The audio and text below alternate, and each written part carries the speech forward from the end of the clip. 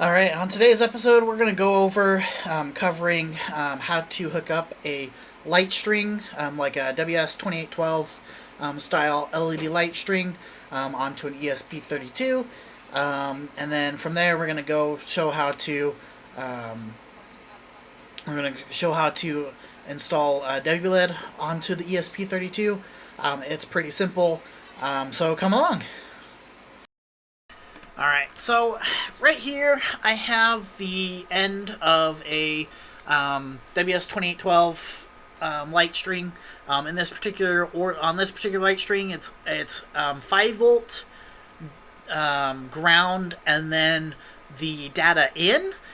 Your light string may vary with how it's oriented on which one is which pin, which wire is what. So on here I have another light string that's hooked up to my ESP. I have the ground and the 5 volts hooked down on that side, and then I have our data in coming out of the ESP on IO5. Of course, it's upside down here, so there you go. Get in focus, and yep, IO5 right there, which I believe WLED is default's output is IO5, output 5. Or pin 5, I think they call it. So that's just one other ones that I have. So we'll hook it up into the computer here next. I'll go over how to install it.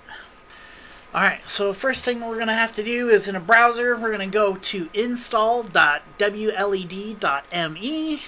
And I'm gonna take a while to get that typed in here. There we go. All right. So we're gonna be greeted with what version we want to install. And what type of install we want to do.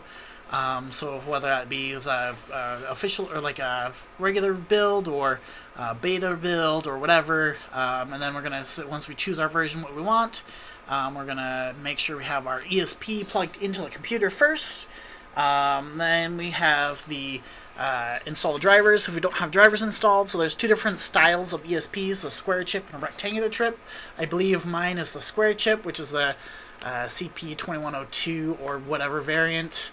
So we're going to hit install. It's going to ask which COM port it's under, and mine's going to be right there. I have my mouse over it, so we're going to go connect to that guy.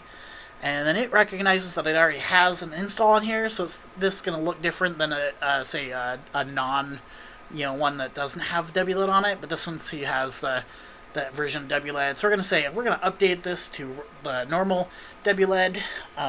So it's going to say installing here, and whatever. All right, and it's almost complete. And then so right there, just a note: keep this page open and don't click off that page while it's installing. Otherwise, you'll run into trouble.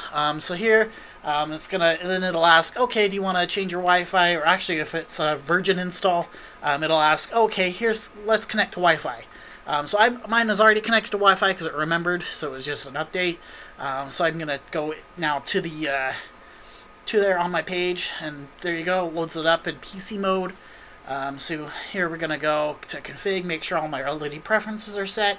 So we have our maximum current, the variant of it, the color space, what type, and then the length, and then the I/O pin.